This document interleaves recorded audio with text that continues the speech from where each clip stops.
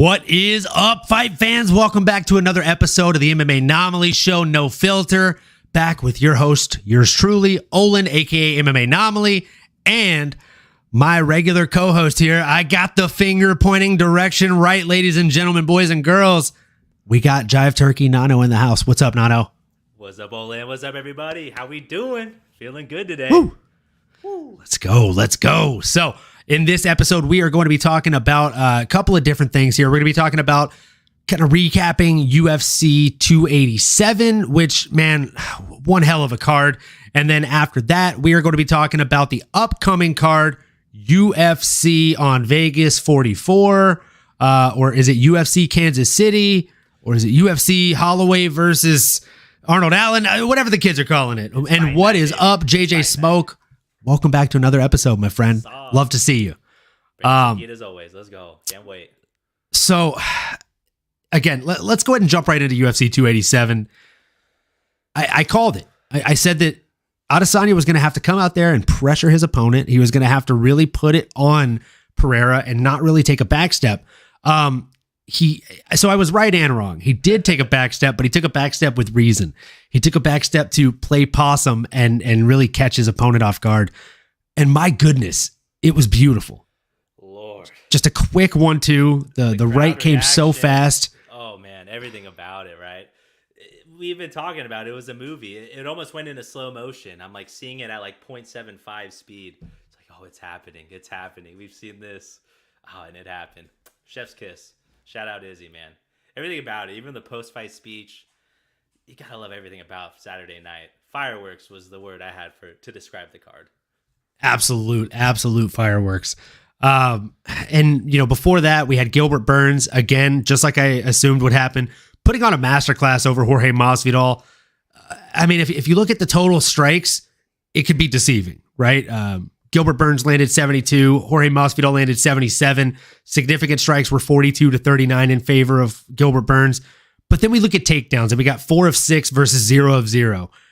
Again, the differential was the fact that it's a mixed martial arts fight, not a stand-up kickboxing fight. If it had been, maybe Jorge would have had a much better chance to win that fight, but it went exactly as I assumed it was going to go. Fucking JJ. Good Lord. Good smoke already. He's fucking this guy, dude. Man. This guy. Yeah, he kept the receipts. He couldn't even let me get through my train of thought here, man. He said Yanez was overhyped, and look what happened. SMH, which means shake my head. For all you old people like me out there, man. Good Lord. Both of the Jorge Masvidals lost on Saturday night. The current one and the one that looks like he jumped in a time machine, that youngin. And the mini-me version. The mini-me version. Dude. Yeah, I think you hit the nail on the head, man. Not all strikes are created equal. I think we need to remember that here in the fight game. Stats aside, what Gilbert was hitting Jorge with was hurting him. I don't care how much you say bring it on. Those hurt. Those are weighing more. Hell of a poker face. Yeah, I mean, he's game bred for a reason. The dude's is a G. I was hoping to see a little bit more from him, whether it was just coming out the gate a little more fiery, talks about violence, talks his mean game. I was just hoping to see more. I think he kind of conceded after a while once he realized, hey, can't keep up with the speed. He's not giving me a lot of holes here, or not giving me areas to capitalize. Gilbert's a stud. We all knew this. And now I'm really excited. I'm actually really glad he put his foot down and was like, yo, give me a shot or let me go. You don't hear that a lot. And you really don't. Not often enough. Well, message received. Okay, you got it. Sounds good. Sometimes you just got to ask for what you want, right? I don't love that he asked to be the backup fighter. I hope that doesn't become a new trend where people are like, yeah, I'm going to be a backup fighter. And then 10 years from now, we're like, do you remember Alex Morono? He was the greatest backup fighter of all time. That guy was the backup fighter 8 times. Never once got a title shot. Wow. Oof, what a career. What a stud. What a stud, that Alex Morono. Backup fighter. One of the greatest to ever do it. I don't want to see backup fighters become a trend. I don't want that to be the new norm, right? I mean, I guess if Kobe does it now, people are just assuming that's the path. Not always, right? It shouldn't be. It shouldn't even be the path for Kobe. What are we talking about? What are we doing here? That's facts. There's a little DWP going on there, a little Dana White privilege for sure. Dana White privilege, DWP. Oh, I like the shorthand of it, baby. Love that. Shorthand, SMH, FML, because we lost again. Giannis. Oh, it's been bad. JJ Smoke, you right, brother. You right. We underestimated the power of the jab. I mean, that's probably boxing 101. We should have called that out. And I thought Giannis, I mean, we knew he could get hit. I thought the defense would be a little bit better than that. But, man, the way Font was landing those, I mean, there was one sequence. He hit him with a double jab and then the right hand. But before he even got to the right hand, those jabs already had Giannis done, right? Man. So, okay, question for both Emiliano here and JJ Smoke and whoever else is in the chat here. Is it a tale of Adrian Yanez being overrated, or is it a tale of Rob Font possibly being that guy? Well, I guess I'll give the floor since I have the mic in my hand here. I think it's a combination of both, right? Like I said, one of the things I was looking into this fight prior, and I picked Giannis to win, but my thought was, okay, he can do enough defensively. Even though he gets hit, he can do enough with his boxing pedigree to slip, get the jabs going, respond accordingly.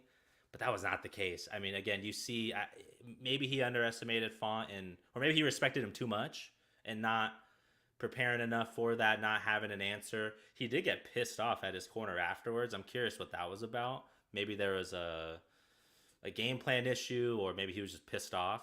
I probably would be too if I just got my bell rung like that. We got to respect Font. We were sitting here talking about he needs to be in the PFL. The man's still a top 5 contender. He absolutely earned it. And I think the time away helped him out a lot, even though he is getting up in age.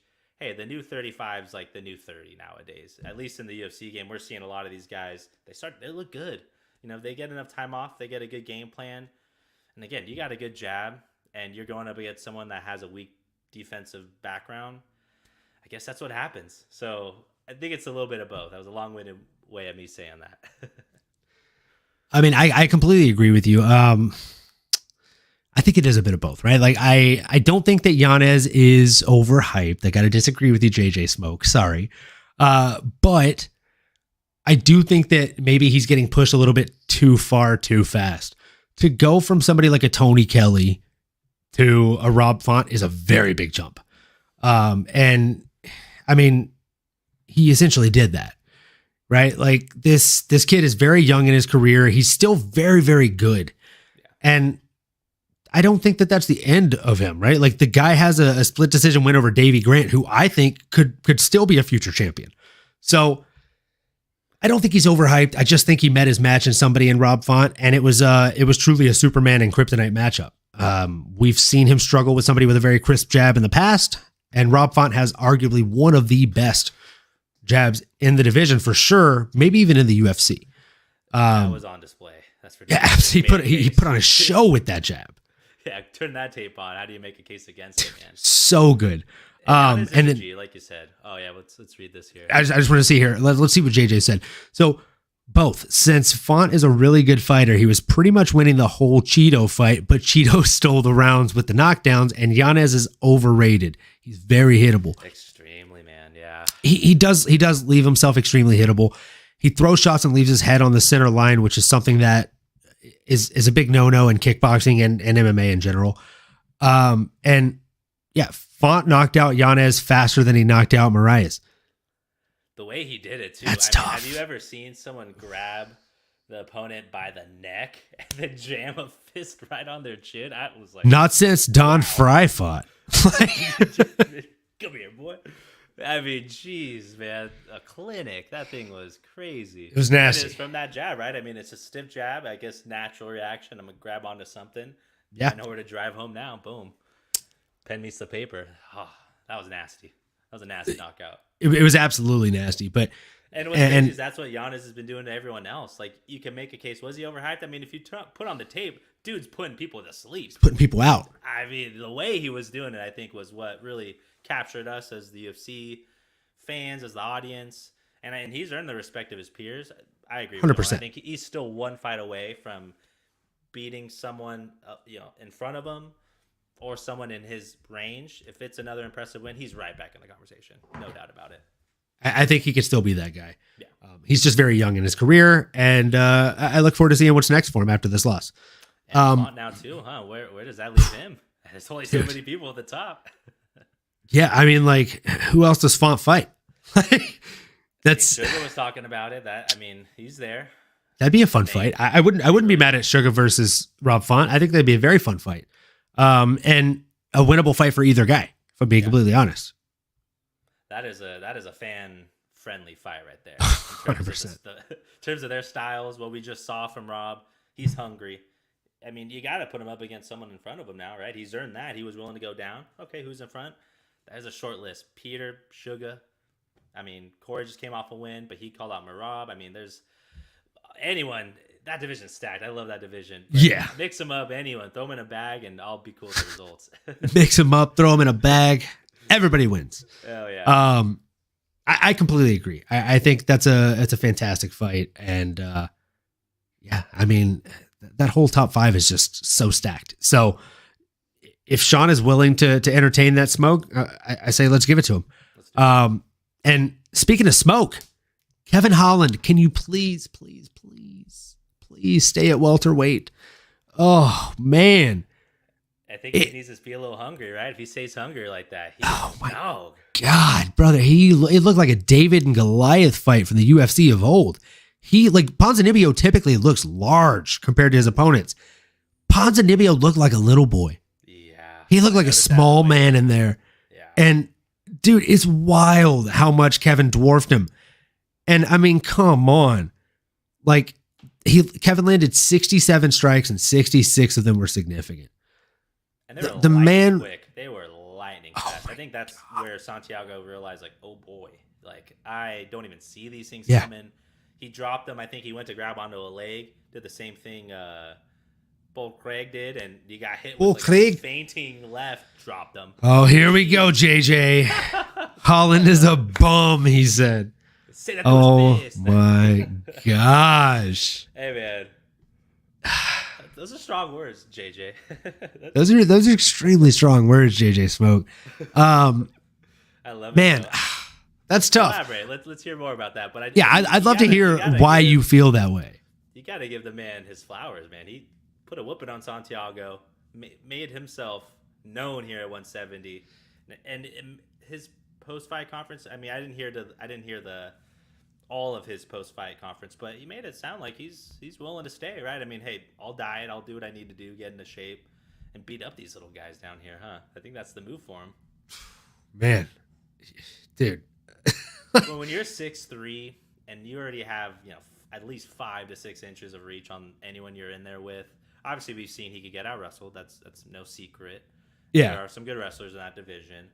But, man, I mean, use that weight, use the training, I mean, and use those damn hands, man. He is so quick when he starts throwing them.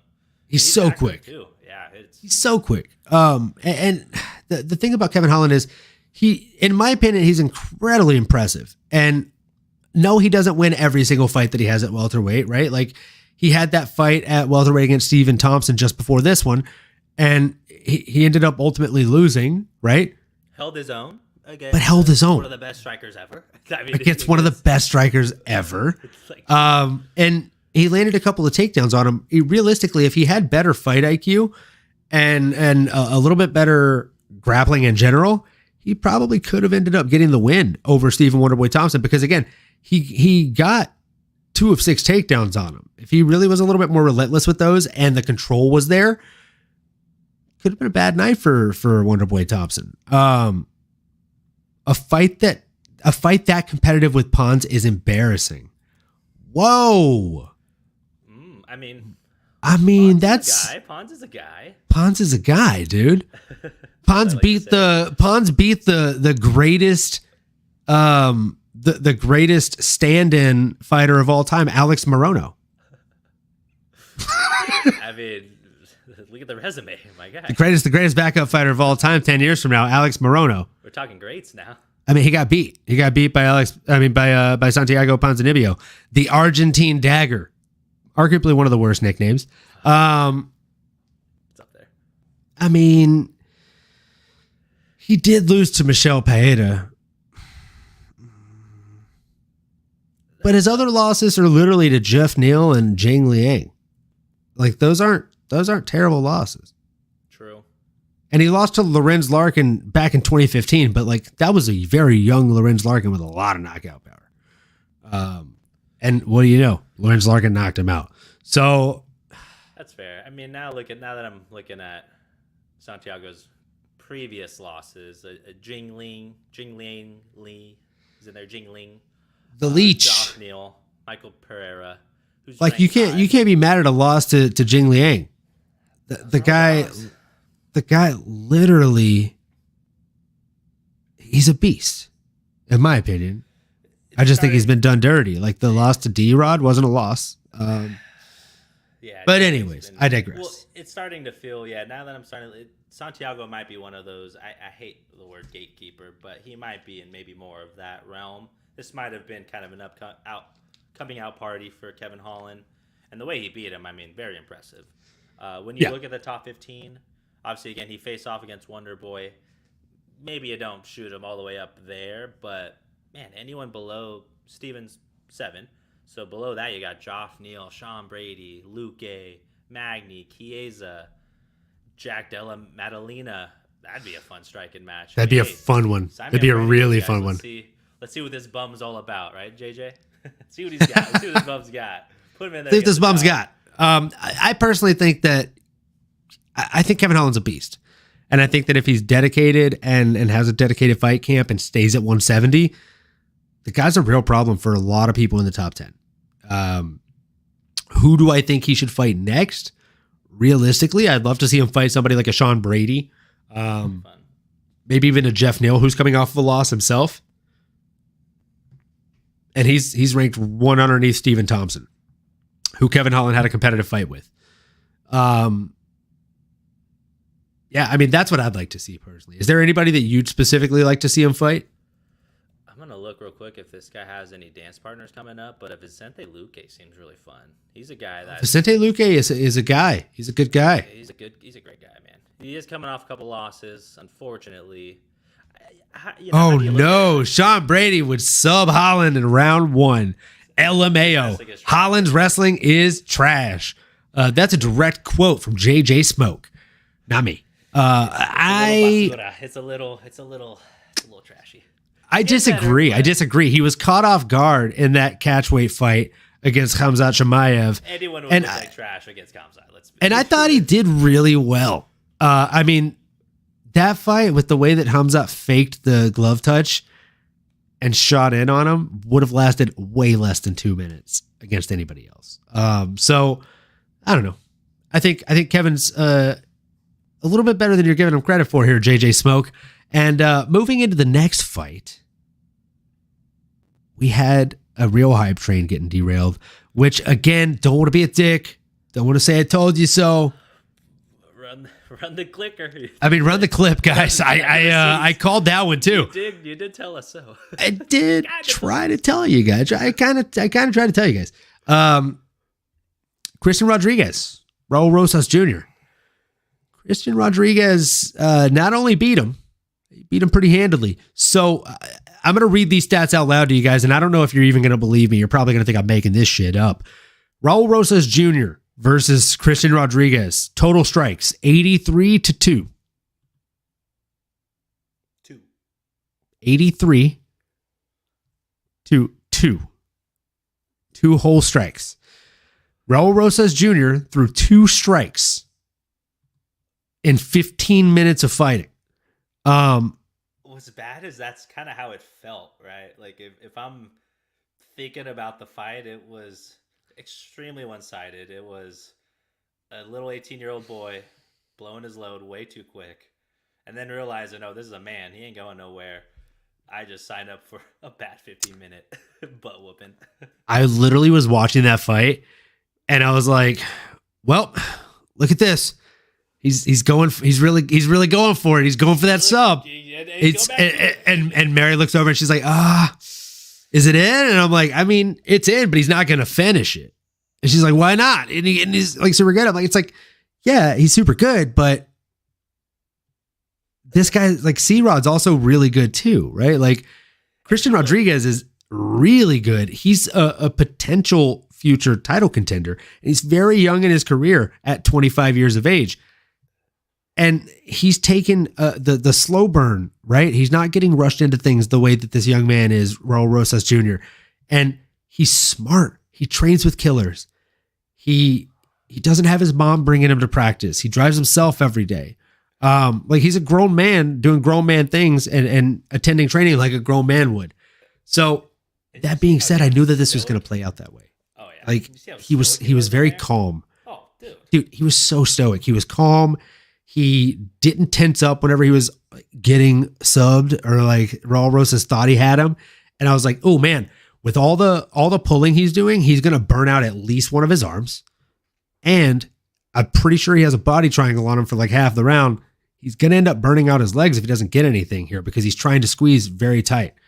So, I mean, what ended up happening, right? Like he burned himself out.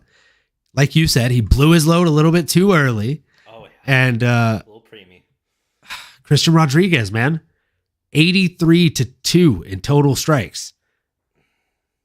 And here's the crazy thing. You want to talk about like the guy that won? 3 for 16 on takedown attempts for Raul Rosas Jr. What was Christian Rodriguez's? Oh, he was 1 for 1. Like, come on. Oh, there he is. The guy. Let's go, baby. That's the homie right there. He can only count to 9, though. It's a shame. But we still love him. We still love him. Glad to have you in the chat, brother. So, again, Christian Rodriguez, C-Rod. I knew he was going to derail the hype train. And without further ado, that brings us into the main topic, the main reason we're here, this upcoming fight card. It's going to be a crazy one, guys. I heard people say, oh, look at that. It's all I need, bro. It's true. All he needs is to count to 9 because, you know, those are the best numbers, 1 through 9. So, again, moving into this next fight card. Let's go. Moving on forward. UFC Kansas City, UFC on ESPN 44, UFC Max Holloway versus Arnold Allen, a.k.a. a tale of a two-sided sword, right? Max Holloway could either come out here and do the thing, right? He could come out here and do the thing that he always does. Tale as old as time. And ladies and gentlemen, I'm not talking about Beauty and the Beast here. I'm talking about a tale of folks, myself included, thinking that maybe, just maybe, Max Holloway is being fed to the up-and-comer like a sacrificial lamb, only to realize that Max is going to teach this young man a lesson about the game of mixed martial arts. Or, on the other side of that sword, this could be the last time that we see Max Holloway and the major end of an era. Major end of an era moment here. Like realistically, it could go 2 entirely different ways. How do you see this one go? Man, that's why I love this game. You just never know, right? It's a tale as old as time, right? And it is. The reality is, hey, my boy Max, too blessed to be stressed. Holloway is getting back in the octagon after what felt like over the last few years. He's fought other people, but it's just really felt like this Volkanovski chapter, right? Max Volk. It's all I've been thinking about. That's all I can envision in my head. I mean, if you think about it, we have basically a full movie-length film worth of fight time between those two individuals within like a 2 or 3 year time span. But man, within that time frame, Max still was able to go outside of that trilogy, go and beat a top contender in Calvin Kattar, which if you have not seen that fight, y'all, please go do yourself a favor. Go watch Max Holloway put a beating on Calvin Kattar, who at the time was one of the top contenders in the division. Max put him away, put on the performance of his lifetime, has one of the most famous, one of the most badass moments in the octagon, saying he's the best boxer. I'm the best boxer in the UFC. Bloodied face, still dodging punches, not even looking at Calvin, hitting him It was the coolest thing I've ever freaking seen in my life. To follow that up, right after that Calvin Kattar match, to go and beat the current champion, Yair Rodriguez, a fun 25-minute striking bout. Max, man, he's a legend, right? We've seen him. We've all grown up with him in the game. He's been fighting the UFC since 2012. It's crazy to think he's only 31 years old. We're talking about a turning of the tide. We see this all the time. I don't know if I fully believe that the tide is changing.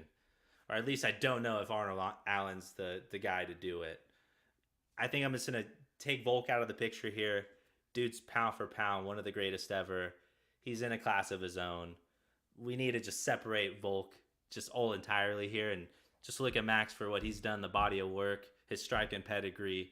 Again, he's a legend, man. He's beat the who's who's. And within that 10 years of fighting here, well, 10 plus years fighting in the UFC, I'm actually rocking the shirt of the first person he ever lost to. Twice. Let's go. I was going to ask if you do, Olin, but I figured you'd remember. Let's go. The guy to serve him his first loss, man. But we're going to come back full circle. Again, not to get too sidetracked. Max, in terms of his fight skills, in terms of his ability to put on a pace, in terms of his ability to find the angles, and just has that championship heart, I do think that will be the difference here in this fight. Would love to hear more about this kid, man, this strong, talented freaking prospect in Arnold Allen. 10-0 in the UFC, 29 years young. That knockout he had on Dan Hooker was so impressive. The sky's the limit for him. Seeing videos of him training with Leon Edwards out there in the UK. I think his superpower is his confidence and him being undefeated, him maybe going in thinking, I can't lose. In the UFC, I am the guy. I have this momentum. I think that's what he has to carry into here to hopefully get through a legend, the ultimate guy at 145, man, the ultimate featherweight. It's going to be tough. I don't know if I fully agree that it's a turning of the tide. Had to acknowledge, man, Max is a legend. We haven't seen him in a while. So all I think about is that Volkanovski trilogy. But hey, let's separate that. And let's just remind ourselves this dude's too blessed to be stressed. He's been living the good life, hanging loose out there in the islands. The brother's ready. I think he's ready, man. He's coming out for revenge, man. I think I don't know. I think he's going to win, personally. I think, like I said, the championship round experience, I think, is going to be the difference here. But talk to me, brother. I know you're itching. I see you. I'm itching, man. I'm itching here. You know what? We're gonna go a little bit out of order here. I think we should just jump right into the kind of okay parlay because let's be completely honest here. We all know where I'm going with this. This leads into my pick for the kind of okay parlay. So without further ado, we'll go ahead and jump into that. MMAnomaly proudly presents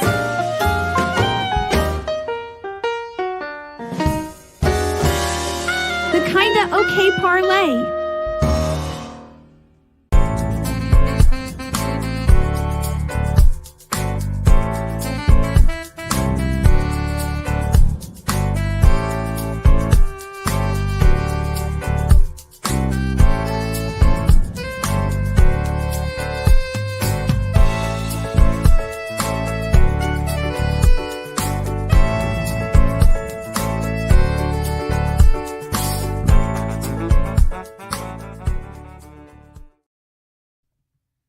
All right, ladies and gentlemen. So the kind of okay parlay is Azamat Murzakanov, which I'm convinced Jalen only picked, aka Aso Akiro only picked, so that I would have to say that name out loud and probably butcher it.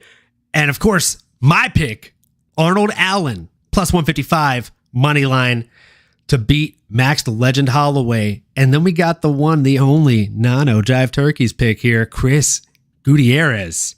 El Guapo to get it done. Let's go. Mr. minus 215. Speaking of which, 15, we got the wager amount, $15 to get you a whopping 137.29, guys. This is the week we turn it all around. I can feel it in my loins. It is going down, or rather it's going up. So let's go ahead and jump into my pick here. Let's go ahead and cue it up here. Let's get some intense music. Boom. So I'm picking Arnold Allen. Okay, the man gets it done. Why? Because I don't know if you've seen his dad. His dad, Pacer Allen, has done so much steroids. that they have transferred into Arnold Allen's body naturally. Okay?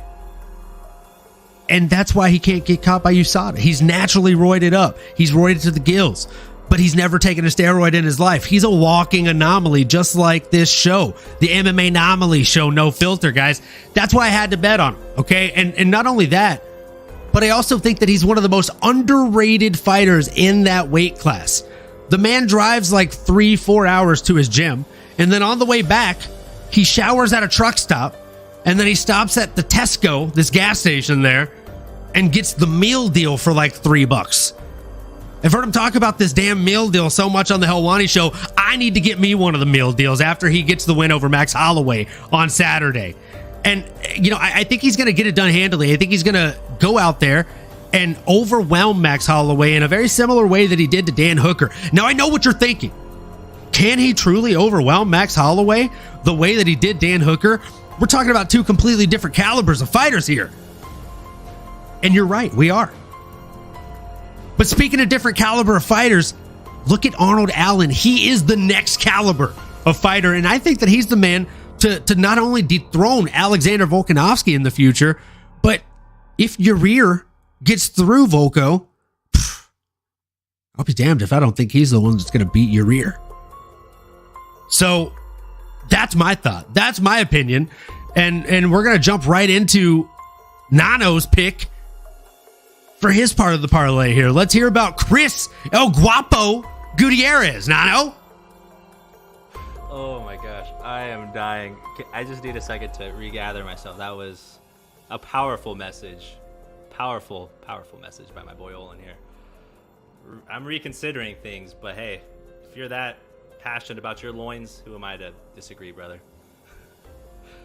Take it down a notch here. Arnold Allen is a guy. He's a guy, and I said it. Arnold Allen is a guy with two first names. I mean, hard to argue. Oh my gosh. Okay, moving forward. Thank you, Olin. That was a great segue. Pedro Munoz versus Chris El Guapo Gutierrez. It's a no-brainer. Come on, what are we talking about here, right? Let me set it up. Let me tell you why I think Pedro's going to lose, okay? 36-year-old man. He's the more senior fighter with way more miles. I'm talking like Vanessa Carlton, like 1,000 more miles than our boy Chris El Guapo. And in the last 4 years, this guy Pedro, here's some of the guys he's lost to. Now, they're big names, but these are all losses, okay? He's lost to Aljamain Sterling. He's lost to Frankie Edgar, which was a split decision, so maybe there's some debate there. I'm no judge. Jose Aldo and Dominic Cruz. There's a lot of people to lose to, right? Some of them, you know, are aging. Some of them are still relevant. At least Aljo is. But man, and this isn't even mentioning the no contest against Sugar Sean O'Malley, one of my boys. Although you can make an argument that was he winning, was he not? That's just a wash. Regardless, Pedro does not have any momentum going into this fight. I do think that when you go up against such elite talent for so long, it's going to come back to get you, right? You can only wear so many miles. You can only get hit on the chin so many times. Father Time is undefeated. We know this, right? Which brings me to my boy, El Guapo, Chris Gutierrez. This guy's a stud, right? Obviously, it's nice to look at. But aside from that, because if you don't know, El Guapo means good looking, means sexy in Spanish. Dude's a stud, 31 years old, and he's been slowly climbing, making that ascension in the stacked division, I might add. But Guapo, he has that 2-inch reach advantage. He's going to be faster on his feet. He's going to be feinting more. He's going to be more busy. And I do think, well, he is the more accurate striker in landing 60% of his significant strikes per minute. I think that's going to be the difference here. As Israel Adesanya said, he's not just going to spray and pray. He's going to aim and fire. And I think that's going to be the difference here. Chris Guapo is going to be too swift, too quick. He's going to be light on his feet, jazz toes out there. And frankly, I think that's going to be his path to victory. I think he's going to be demanding the center of the octagon. I think he's going to use his fundamental skills, his boxing, his leg kicks, his ability to just really outman the smaller and older guy here in Pedro. Hey man, Guapo, this is it for him. This is a big test. He's going up against a higher ranked guy. Can he take that 9th spot and make a title run? Tune in this Saturday to find out more. back to you, Olin, in the studio. You love to see it. You love to hear it. Hard to follow that up, brother. I didn't even stand a chance, man. Dude, I'll let you go. I'll let you go first next time. And you know, speaking of going first, man, it was hard not to cut you off because we actually have a little bit of breaking news here.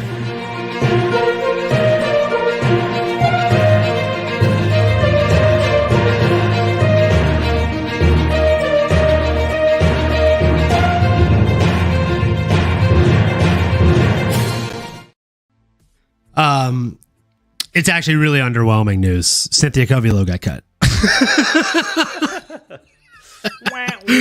Wop, wop, wah. Thank you for breaking that news. Tico Tech LLC, aka I Can Only Count to 9. Drew, just in case you didn't know who was saying what up, Drew. That's I Can Only Count to 9 from the chat. So man, let's see what Drew said. I was high on Calvillo. Sorry, what's that? I was just saying, is that happen often to get cut like right after your fight? It's brutal. It's pretty tough. Yeah, it's like, we know you just lost and you only got half a paycheck, but hey, that's also the last paycheck you're going to get from the company. Great doing business with you. Have a good one. Great luck. Bummer. So Drew said here, I was high on Calvillo when she first started. Is she still at Alpha Male? She is still at Alpha Male, to my knowledge. I don't think it's so much an Alpha Male issue because they have produced really good talent, really top tier talent. But as Tico Tech said, that was her 5th loss in a row. And I think it's more of a her issue. Oh yeah, it's Alpha Person Gym now. Alpha People. Team Alpha People. I think that's a real thing. I think they actually did change their name. So that way it's not sexist or whatever. But, you know, whatever. Yeah. So I think it's just a her issue. I don't think it's a team issue. Like, we have people like Song Yadong that came out of Team Alpha Male that are doing really well. We also have Yan Xiaonan, who's doing really well from Team Alpha Person. And you know, we got to jump into the last pick for the kind of okay parlay here. He's not here to represent himself, so we got to break it down. His pick is a guy. His pick is it's another guy. Okay, he picked Azamat Murzakanov, which is a fun name to say. He's going in against Dustin Jacoby, and it's a tough fight. It is a tough fight. Do you want to lead this one out? I can set the tone. Yeah. Here. Hey, we got our boy Dustin Jacoby, okay, who I consider a boomerang here to the UFC, right? Obviously, if y'all know boomerangs, maybe we're all not familiar with that. I'm not Australian, but know the concept. Boomerang back. He fought in the UFC back in 2011, left to go fight in other organizations, and then he came back to the Contender Series in 2020. So about 9 years away. But let's not assume he was, eating pancakes and binge watching Netflix during that time. He was still fighting. He was still going up against elite talent. One of those people in particular, he had a kickboxing bout in Glory in 2014 against someone that just fought last Saturday. I don't know, maybe you know him, Alex Pereira. Man, so this guy's been fighting high caliber fighters, right? Let's acknowledge that. And since he's been back in the UFC, dude's been on a heater. I mean, we're talking an 8-fight win streak. He does have one draw against Ian Kutalaba, who's just an absolute menace to fight. Guy's the last dude I want to be stuck in a phone booth with. Anyways, though, Dustin lost some steam after that last split decision loss against Khalil Roundtree. Some people thought he might have won it. Regardless, a loss is a loss. But he did display some high-level kickboxing skills. Great boxer. Fundamentally sound. However, we got our boy, Azamat Murzakanov.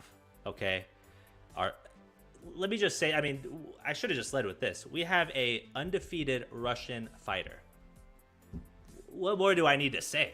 Will you get a bet against an undefeated Russian fighter? I don't think so. Not on this planet, okay? This guy is a G, okay? I think Fedor Emelianenko would be very proud of this man's fighting style. Super explosive for a big guy, super bouncy. Dude looks like he's literally jumping rope out there. You just see him bouncing, slipping, bouncing. He's a southpaw, so it's a little bit more like this. And then when he lands that left hand, oh my gosh, he puts people into an oblivion. It is fun to watch. Dude is strong. Dude has some heavy hands. Again, he's a 12-0 Russian fighter. How are you going to bet against this guy? Come on, what are we talking about? If he lands that left hand or those knees on you, it's over. Go watch his last fight against Devin Clark. You'll see what I'm talking about. Dude's a legit problem. I see why he's on our card. Maybe to troll you, Olin, but I think also because we're trying to win us some money here, and I think Homeboy has a good chance of beating up our boy Dustin Jacoby. He's been knocked out before. Alex knocked him out. He has a willingness to get hit. Talented fighters, all hell. But when you got someone as technically sound as Azamat, he's to put his ass to the mat. You know what I mean? That was oh man! I mean, those are solid points. Those are solid points, Nano. Not gonna lie. I mean, how could we not put Azamat on the card? The handle that I chose is MMAnomaly. You know, love the word anomaly, and this man is every bit of an anomaly. Like I said in the chat, nobody knows how old this guy is. If you look on ESPN, he's 34 or 33, born April 12th, 1989. If you look on SureDog, you look on Tapology, he's got 2 different birthdays, but he's 36. So depending on where you look, he's a different age. And it's not just a 1 year difference. It's like a 3-year difference. So you know what they say, in Soviet Russia, the car drive you. In Soviet Russia, we don't have one birthday, right? We change birthday every year. So seriously though, the guy's a stud. He is undefeated. He has 9 KO/TKOs, 1 submission, 2 decisions. He can win a fight anywhere it goes. And I hear what you're saying. JJ Smoke. His record is padded. I love that you typed it in a Russian accent. His record is padded. But I got to disagree with you to an extent. I mean, the guy has a win over Andre Muniz, who's a beast. He's got a win over Mohamed Fakhreddin, who everybody's heard of. That's a household name. I'm kidding about that one. I don't know who that is. But he does have a win over Devin Clark, who is a beast. And that is saying something. I do think he can get it done over Dustin the Hanyak Jacoby. But I also think that Justin Jacoby won that fight over Khalil Roundtree. And if we're being completely honest, that puts him on what, a 9-10 fight winning streak in the UFC. So the guy's an absolute monster. That was his first MMA loss since 2015, even if you do think he lost that fight. Meanwhile, his opponent has never suffered the pain of defeat in MMA. On paper, Azamat is the obvious person to bet on here, which is why we have him on the Kinda Okay parlay. However, I do think Dustin is a terrifying individual to go against. He's got 4 times the number of MMA fights under his bag. And then he also has a full-on career as a kickboxer in Glory Kickboxing. That veteranship could definitely show in the fight. And if that proves to be true, then it could be really bad. Now let's see what Tico Tech says here. Couldn't agree more. Well said. Honestly, great point. There's honestly no better way to say it. That's going to be an exclusive. If you were in the live YouTube, you'd get to see the facts that this young man is just spitting here. Nothing but truth. Don't yell at us. I mean, you can, you know. I mean, come on. Use your inside voice, but jeez Louise. Calm down. So moving into the next fight, we got Edson Barboza versus. Actually, no. Did we really talk about Pedro Munoz versus Chris Gutierrez? I don't think I actually even gave my take on that, did I? You didn't. I kind of dove in there. I took the reins on the KOP. But happy to hear your thoughts, brother. I mean, do you think El Guapo's got it? You think Pedro?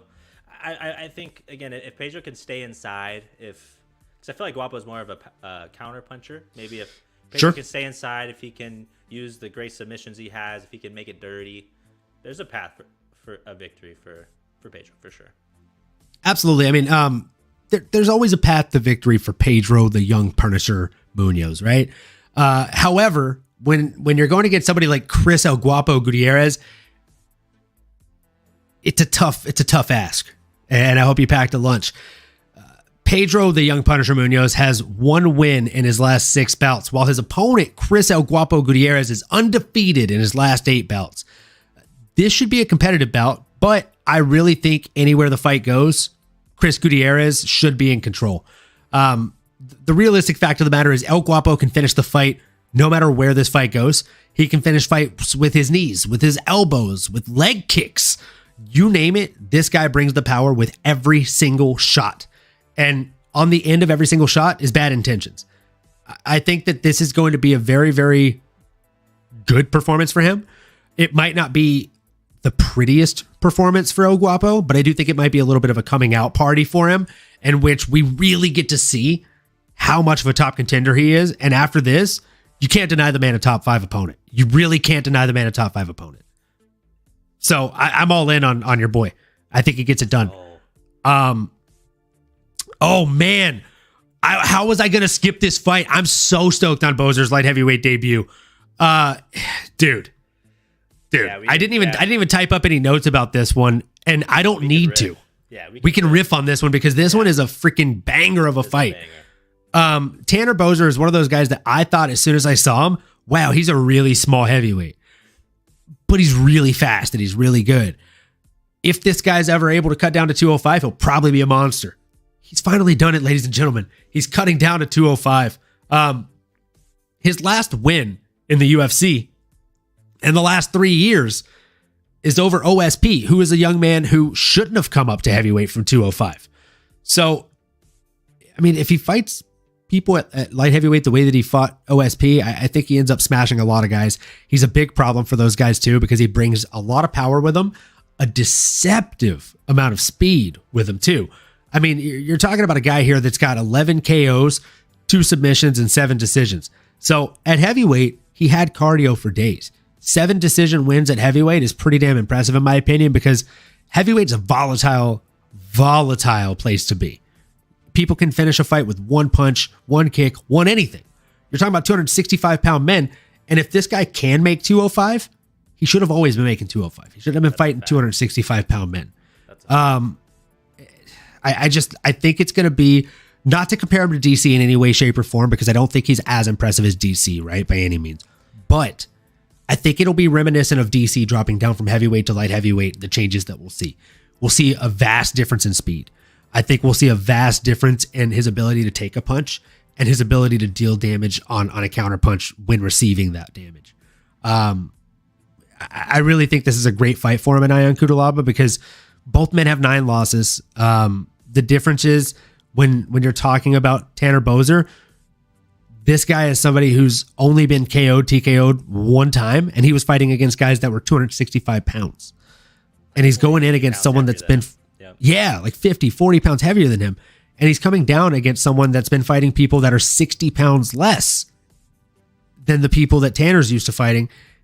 And he's been knocked out 3 times. And like realistically, those are against much, much smaller guys. He was knocked out by Magomed Ankalaev technically twice, right? The first one he was faking, like trying to play possum. And he was also knocked out by Kennedy Nchekwu, who is strong, but he's not that guy, right? He also got subbed by Ryan Spann and Johnny Walker. And again, Tanner Bozer is a guy that can get you with a submission. He is a guy that has submission wins. So again, sorry, I could rant on about this guy for days. Big fan of Tanner Bozer. I love it. What do you think? You mentioned some good things, and Tico Tech mentions a good point as well, right? Cutelaba is on a 3-fight skid. He's a menace. Like he's a problem to deal with, but he is very beatable. Like he's not technically sound. He makes mistakes. Like you said, can he stay focused? Can he execute on a game plan? I don't know.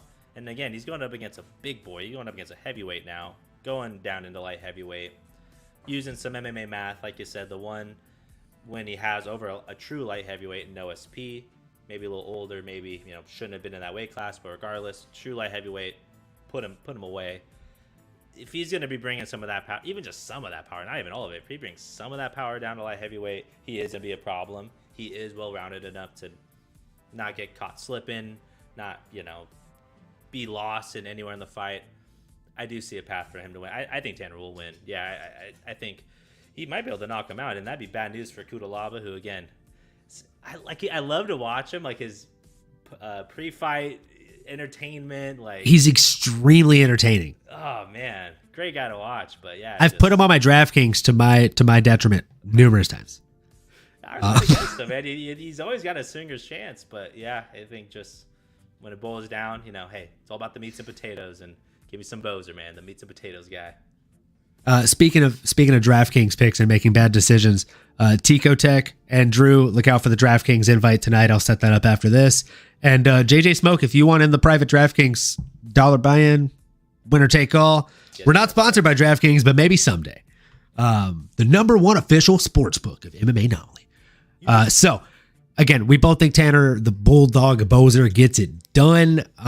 Remind me to send you guys a picture of one of my homies I used to work with in restaurants that I think looks just like Tanner Bozer. I'll send a picture of him in the group chat. It's hilarious. I've literally sent him a picture of Tanner Bozer and he's like, well, that's weird. So anyways, especially now that he's at light heavyweight, he'll look even more like him.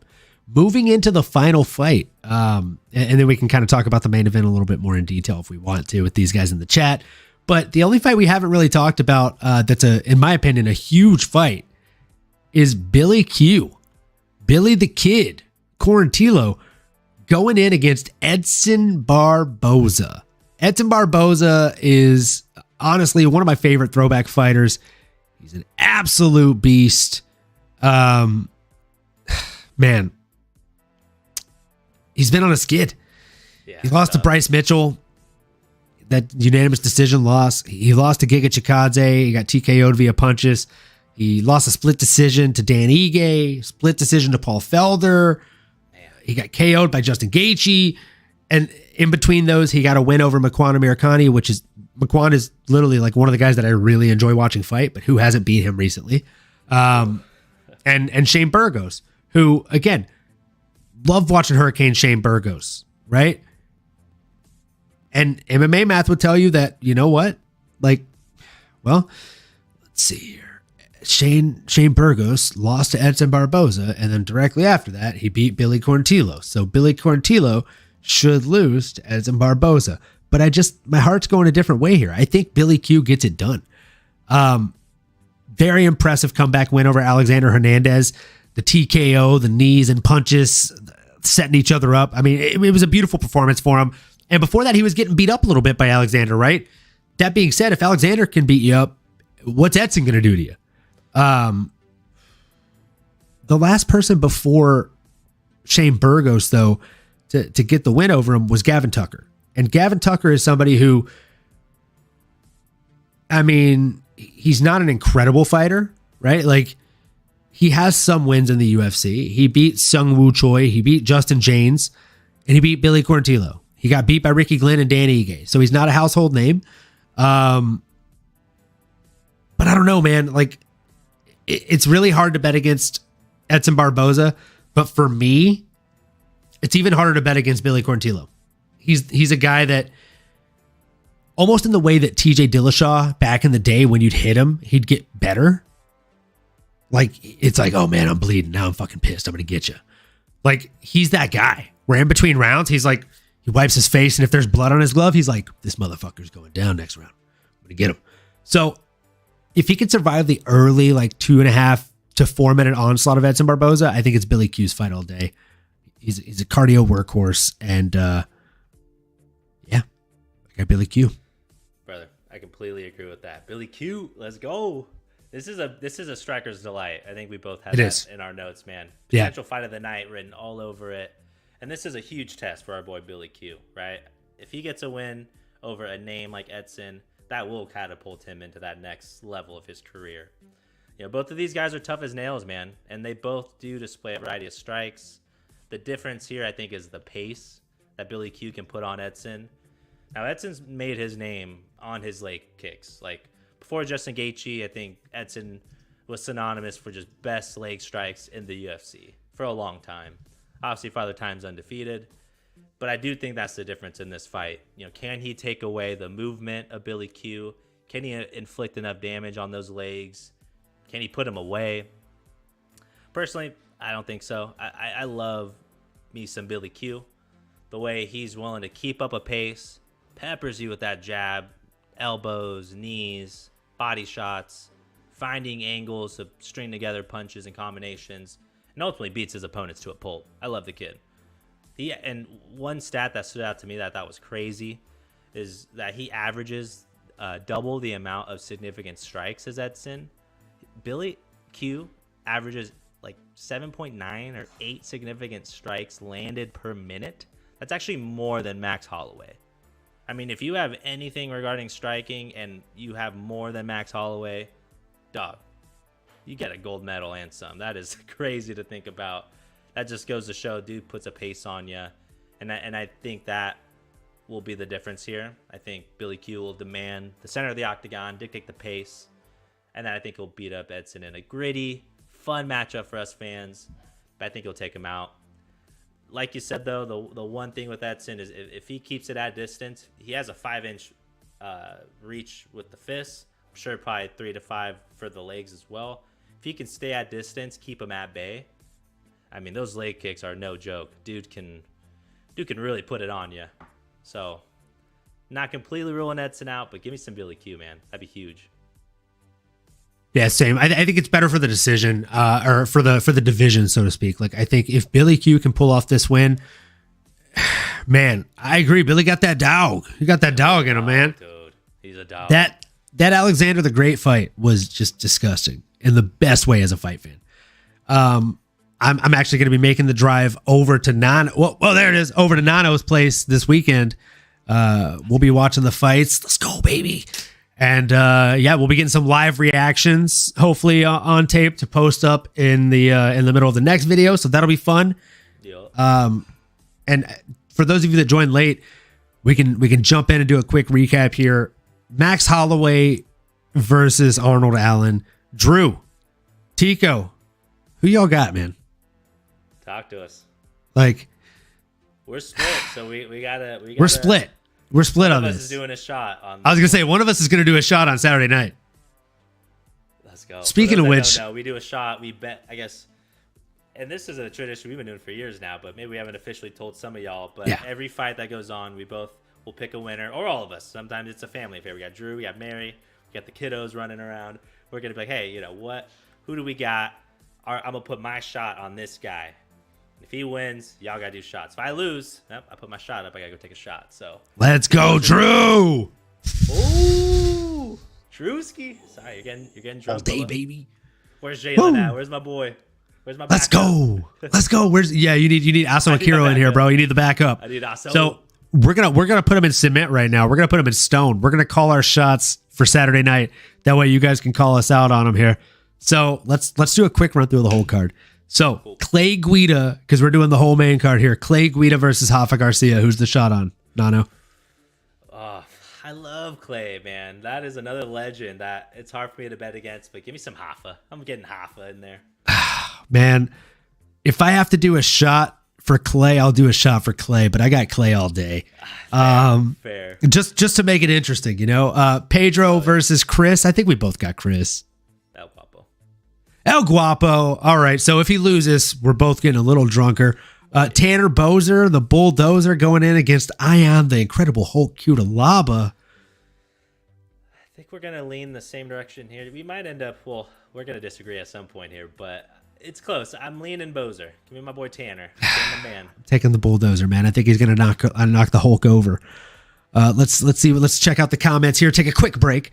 Realistically, Max, but Allen puts up a great fight and comes out with his stock higher, even though he loses. Pulling for Allen, though. I'm not mad at that. Yeah, that's fair. Not saying Max is falling off, but you can only be elite for so long. He said even losing 3 times to Volk, he thinks he's a better fighter. Come on, man. Come on. I agree. I agree with Drew here. I think he's not falling off by any means, but you can only be at the top of the ladder for so long. And that's why we're probably going to see Yair end up beating Alexander Volkanovski when we're in Vegas for International Fight Week. Let's go. Just my hot take of the day. So yeah, I'm all in on Arnold Allen there. Speaking of all in, Dustin Jacoby versus Azamat Murzakanov. I think I got to ride with the KOP and go against the undefeated Russian guy who's at the risk of taking a shot. I'm gonna stick with the KOP as well. Kind of okay parlay bet here. Azamat Murzakanov gonna get it done. Edson Barboza versus Billy Q. I think we both got a shot on Billy Q. Oh yeah, riding hard. Yeah. And again, if Edson Barboza ends up getting a win, I'm happy to do a shot for that guy. Max Holloway versus Arnold Allen. It's a house divided. We are, yes. It's a spicy situation. Cut down. Your shot's obviously on Max. Mine's on Arnold. Hey, man, may the better fighter win. I think it'll be a lot of fun. Very excited to see how it goes. Man, a lot of good fights. Honestly, this is a surprisingly good free fight card. Oh, yeah. Like, and we just talked about fights on the... Dude, we just talked about fights on the main card. Like, there's Brandon Raw Dog Royval going in against Mateos Nicolau in a very serious fight for the flyweight division. I like Matthias Nicolai, man. Dude. I was really close to throwing him in the KOP. But Raw Dog's he's an unknown variable. He's tough. That's the thing, man. I mean, when he's on, he's on. I love the best version of him. And, man, if we're going to continue to see that, we got a dog. He reminds me almost of the Matador in Ilya Tapora a little bit. I like kind of see shades of that. Just a strong guy that has good hands. I mean, has slipped up or has had some low lights, but yeah, man, for the most part, like, Duke can put it on when he's clicking. Not a lot of guys can beat him. Yeah, no, 100%, dude.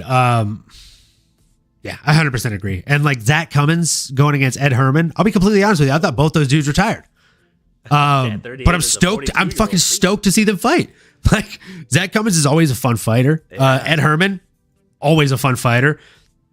Also, I gotta say, I've never seen Ed Herman and the lead singer from The Offspring in the same room at the same time. Could be the same guy. May or may not. Or maybe I'm thinking of the lead singer of what is the name of that band? No one knows. Oh no, it's gonna bother me. We're gonna talk about that after the show. Okay, we'll get back to you. I'll do a post on the community. Jillian Robertson. What's that? Oh, yeah. Well, that too. Jillian Robertson versus Piera. Dude, undefeated. I was saying Lando. I haven't seen Lando in a while. Queens of the Stone Age. That was the other band. Queens of the Stone Age. Such a fun throwback band. Yeah, dude. Bruna Silva going against Denise Gomez. Jocelyn Edwards, another really fun fighter. She's an extremely long bantamweight. She's so lanky. So fun to watch fight. And Lando Venata, dude. Like, I don't really know the guy he's fighting, but the guy's 12-1. He's young, 23 years old. Must be somebody. And he has he's a 6-inch reach advantage on Lando. Yeah, jeez, God help us. Big. We're going to say a prayer for Lando Venata before his fight on Saturday, ladies and gentlemen. That's going to end up being a very tough fight. I agree with Tico Tech here. Bruna Brazil sounds like a WWE name. It does. Bruna Brazil going against Denise Gomez, man. Bruna Brazil. Future household name. 8-2. I bet you can't guess where she's from. Brazil. Spoiler. She's from Brazil. Brazil. Have you guys talked about Gaston Bolaños? Gaston Bolaños. The Dream Killer. Yes. We have not talked about him. Should we be talking about him? Should we be talking about this guy? Should we talk about this guy? Is this a topic of conversation? Point of interest? The Dream Killer. We're gonna see him on Saturday. I mean, he is fighting on Saturday. He's fighting against Aaron Phillips. I mean, he's a beast, but I mean, also, okay. You got to tell us why you want us to talk about him. I see. You literally said he's a beast. I think he was a kickboxer. I agree. He was a kickboxer. His picture on Tapology shows him in the 16-ounce gloves or 12-ounce gloves. That being said, though, I don't think he's maybe as good as you're thinking he is. This is his debut, so hey, maybe it's somebody. Maybe he knows something we don't, right? I mean, maybe, but like if he's went against Bellator level competition for every single one of his MMA fights, and he's 6-3. His 3 most recent losses are to Brandon Larocco. He got triangle choked. He lost to Daniel Carey, guillotine choked, and he lost to Chris Hatley Jr. Split decision. So, I mean, his most recent guy that beat him is 10-7. So I'm not sure that he's like a phenom or anything, but if you think he's like super sick, then dope. Did you see like highlights on him? Oh, he was 13-1 in Muay Thai with 9 KOs. Oh shit. We need Maybe more that's what he volume was from the doing. turkey. Yeah, because I mean, he lost in 2020, fought again in April 2022, came back and avenged his loss against Daniel Carey, TKO by punches. Man, I mean, we got to do more homework. And honestly, I want to start watching more kickboxing, more Muay Thai. I want to broaden my horizons here, but thank you for putting him on the radar, brother. We'd love to dig in more here, and I'll be tuned in. We'll both be tuned in, so we might have a reaction on his impressive knockout if that ends up happening. I'm always excited to see a Muay Thai style knockout. I did go ahead and boost up the turkey's volume. Let me know if that's better on him. Can we get a test turkey, a little gobble gobble in this bitch? Gobble, gobble. Hello, hello. Gobble. So yeah, I hope he does well. I mean, he's fighting Aaron Phillips. That's fun. I mean, Aaron Phillips is 12-4. He's no Bruno Brazil, if I'm being completely honest. But he is one of Jack Shore's more recent victims. His most recent loss in MMA was a loss to Jack Shore via rear naked choke. Before that, he had a pretty darn impressive run going throughout WFC and GOAT promotions, Cajuns versus Cowboys. Wish I could have been a part of that. That sounds like a lot of fun. Cajuns versus Cowboys. That sounds like a fantastic promotion. Some GOAT great promotions. names. Yeah. So, I mean, he had like a 5-fight win streak going before he fought Jack Shore. Did he lose because Jack Shore is 100% that guy? Or did he lose because he wasn't ready for the UFC level competition? Not 100% sure. But I will say he hasn't fought in 3 years. His last fight was against Jack Shore in, I believe, Jack Shore's UFC debut, July 15th, 2020. It's a long time ago. You see his other loss back in 2015 against a 2015. El Oh Guapo. my goodness. Oh, it says TKO retirement. So El Guapo basically made him say he was going to Kicked him into retire, and then he came retirement. back 3 years later. Kicked him into retirement. He beat him up so bad. Sheesh. Oh boy. She. That's tough. Jack Shore's definitely that guy. Yeah, that's facts. That's facts. Jack Shore's that guy. He's a guy. So He's a guy. I mean, he's a guy. We'll see if Aaron Phillips gets it done or if Gaston the Dream Killer Bolanos gets it done. Personally, I think it seems like if the Dream Killer doesn't get taken down, he does really well. All of his wins are TKO, KO, TKO, KO, TKO, TKO. And all of his losses are decisions or submissions. So the guy either knocks you out or you take him down and wrestle him or submit him. Yeah, thanks for putting him on our radar. We always watch all the prelims anyways here, but True. we'll be paying attention to That's the that fight second more now. So we'll be on. Yep. Solid. They don't even have. I'm looking on Google, and Gaston doesn't even have a picture on here. Picture, yeah. No respect. No respect for our boy. Maybe they'll show him some respect after this win. Yeah, he's motivated. He's trying to get some recognition, man. And he's literally the only one on the prelims on Google that doesn't have a picture on this one, which is I guess, wild. The debut, I guess. They couldn't find anything, huh? Poor guy. They're all Bellator. No picture for you, young man.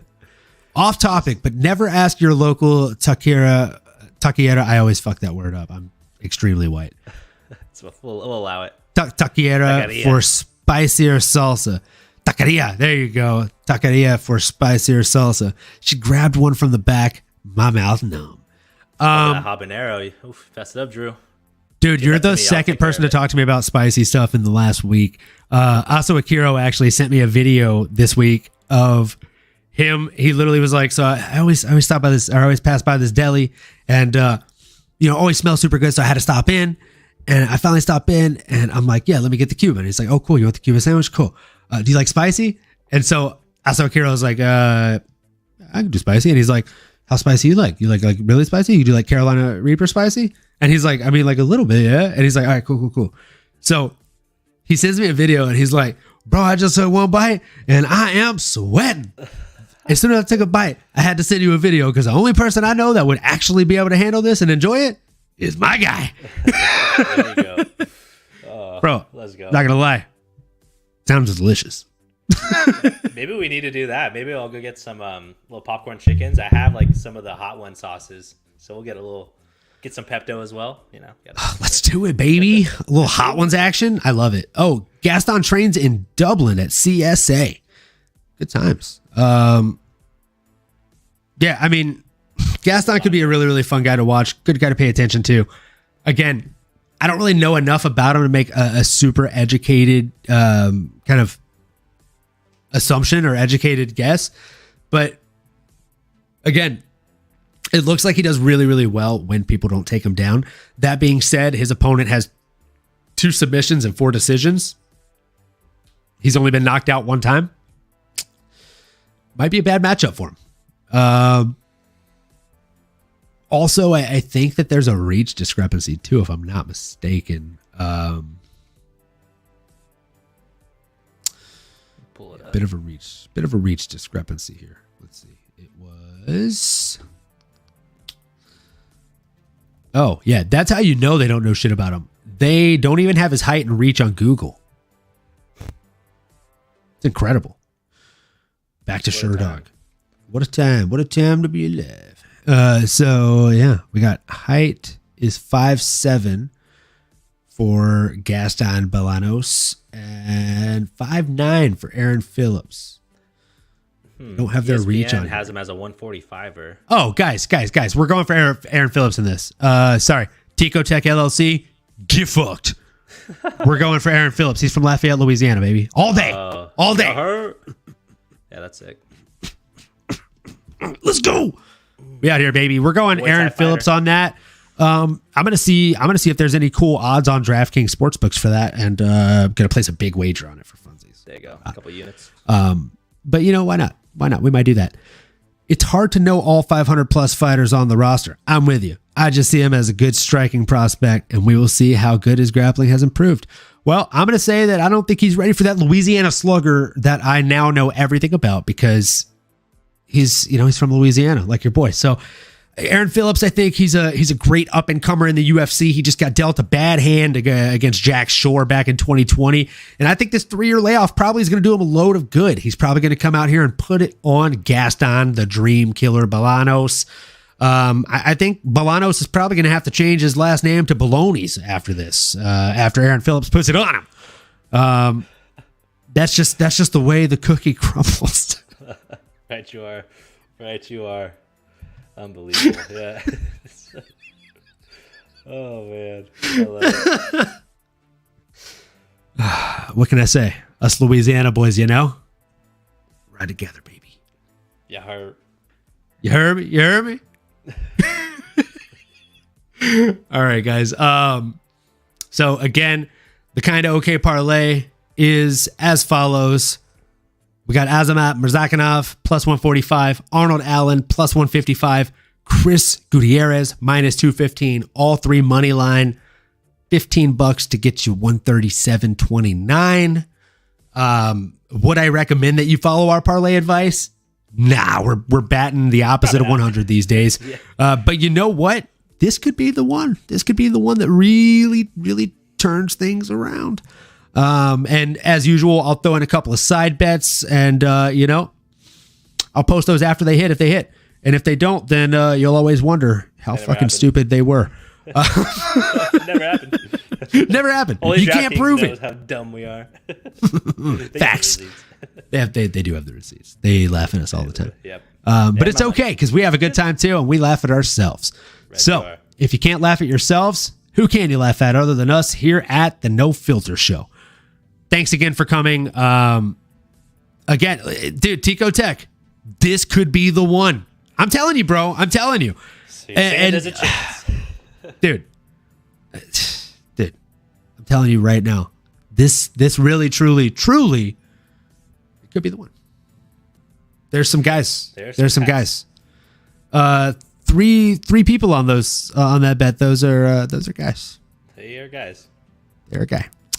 And they're dudes. So, as Naruto says, you can believe it, and that's gonna hit, guys. Anything from you that you want to tell to the people, Nano? Man, thank you for sticking with us. Again, we're prefacing it's kind of okay. It's not guaranteed put your life savings on it parlay. Okay, this is we're gonna figure it out. It's kind of okay. Thank you all for tuning in. Another great week. Excited to finally get some live results, some live viewing of these UFC fights. It's gonna be a blast, man. Hope everyone has a great week. Hope everybody has a fantastic week. Everybody has a fantastic weekend. We will be doing the next show, not on Sunday, because I'll be driving back from this guy's place. And yeah, we'll figure out when we're going to do the next show. We'll post it up on the Twitter ahead of time. That way you guys can all join in the chat. And we definitely hope to see you here next time. Believe it. Dude, we're getting stuff in all kinds of languages. Tico Tech's coming at us in like 3 different languages. This guy, dude. Inshallah, alhamdulillah to you, my friend. I love you too. And we will see you next time here on the MMAnomaly No Filter Show. Till then, later, guys. Make sure you like, comment, subscribe, and smash that bell for notifications. Later.